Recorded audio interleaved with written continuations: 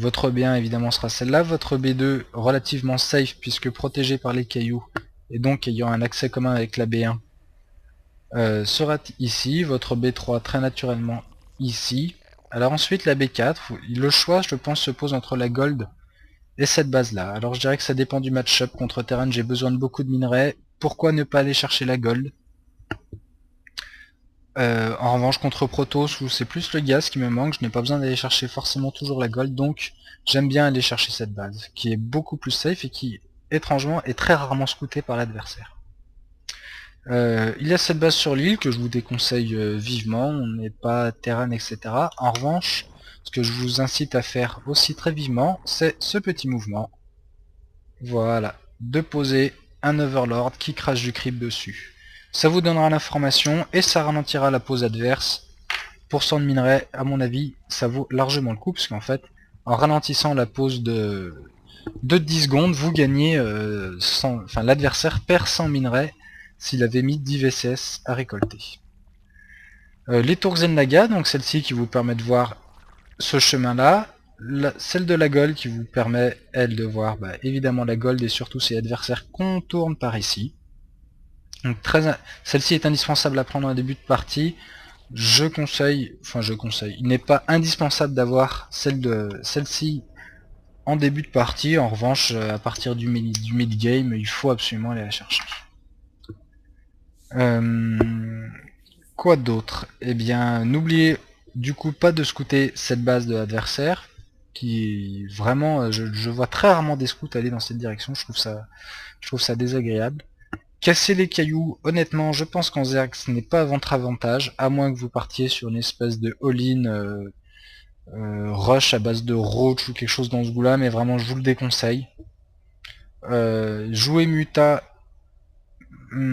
contre Protoss, je ne le conseille jamais. Contre Terran, oui, je pense que c'est la map où on peut s'entraîner à jouer Muta, on peut faire de la race beaucoup plus facilement. C'est assez intéressant. Le fait qu'il y ait de gros vides permet de maximiser en fait l'avantage de vitesse de vos mutas.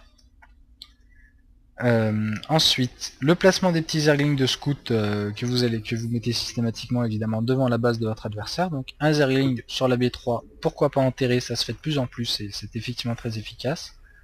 Et ensuite, alors je vais peut-être pousser ceux qui servent à rien pour une meilleure lisibilité. J'ai souvent deux zerglings devant l'entrée de la base adverse et j'aime en poser un dans la fumée et un ici. Alors pourquoi? Tout simplement parce que si l'adversaire sort et n'est pas très attentif, il va effectivement se tuer ce zergling, mais j'aurai toujours mon deuxième que je pourrais redécaler pour prendre des infos, voir si des renforts arrivent ou voir si c'est juste un push pour faire peur et ainsi ne pas surréagir. Voilà, alors je vais finir en expliquant pourquoi est-ce que je pense que ce n'est pas une map Zerg. C'est assez simple. Alors contre Terran, pour moi c'est absolument caricatural. Cette map est plutôt pro Terran. Alors on va me dire oui mais il y a la B2 facile à tenir, etc. 90% du temps, les Zerg arrivent à tenir leur B2. Donc pour moi ce n'est pas un argument.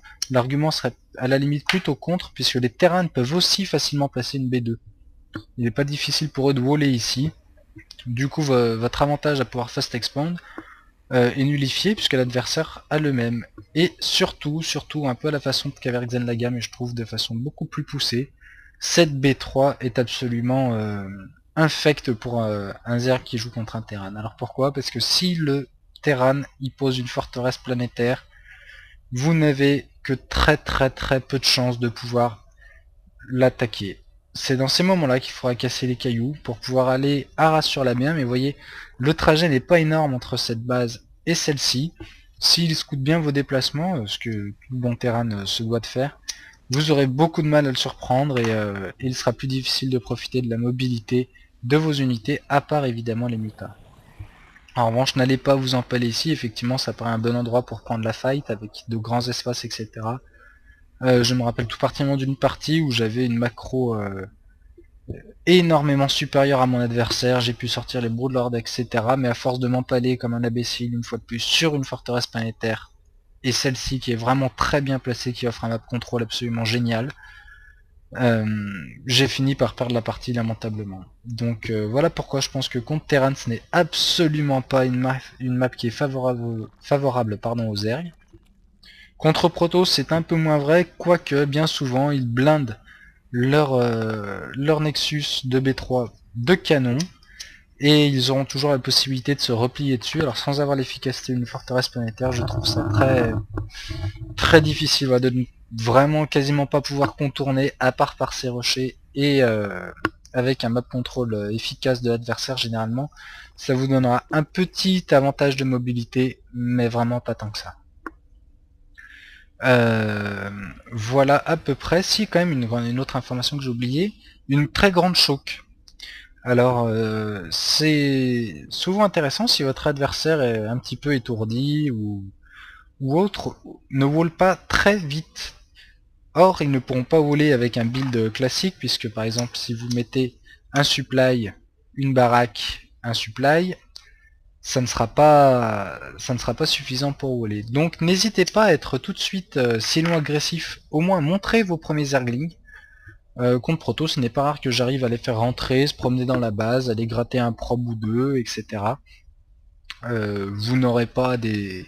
Ça ne fera pas de miracle, mais par contre ça permet déjà de mettre un petit coup de pression à l'adversaire, de lui montrer que vous êtes là, et de prendre des informations assez facilement. Voilà, je pense que j'en ai fini avec l'analyse de cette map. Je réfléchis une dernière fois, les tours Xel'Naga, le placement des Overlords. Si les endroits pour prendre les fights, alors évidemment ce goulet à éviter à tout prix, vous vous doutez bien que si vous sortez par ici et que votre adversaire vous attend là, vous allez vous faire exterminer. En revanche, cette zone-là est vraiment très intéressante.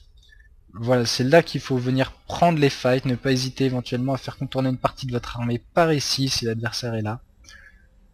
Ces goulets-là sont absolument ignobles. Donc essayez bien de prendre votre adversaire dedans, parce qu'en revanche, vous voyez, il y a tout de suite un grand décroché. J'aime bien prendre mon adversaire au moment où il est là. C'est un très bon positionnement. En revanche, vous soyez très prudent lors de vos déplacements par ce petit étranglement. Ça peut être une catastrophe assez rapide. Voilà, bah écoutez, j'espère que cette vidéo vous aura intéressé. À bientôt.